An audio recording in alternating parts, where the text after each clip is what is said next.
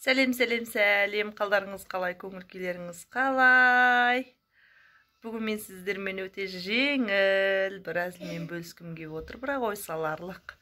Бір күн бір адам кафеде отырып кофе ішіп отырса, қою кофеге қант салып араластырып отырса, мен сияқты біреу отырып айтады дейді ғой. Сіз неге кофені көп ішесіз? Кофеге еще қант салып ішесіз? Ол өте денсаулыққа зиян деп. Сонда кофе ішіп отырған адам айтқан екен. Сіз қателесесіз. Менің әкем өте ұзақ жасаған адам деп. Сонда сіздің әкеңіз кофе ішкен ба? Деп сөйтіп айтса айтады. Жоқ.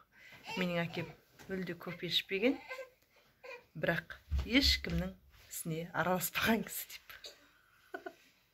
Сол айтпақшы. Менің өмірдегі ұстанымым ешкімнің өміріне араласпай, ешкімді ренжітпей, ешкімге ренжімей, өзіме ұнаған іспен айналысу. Барлықтарыңыз бақытты болыңыздар.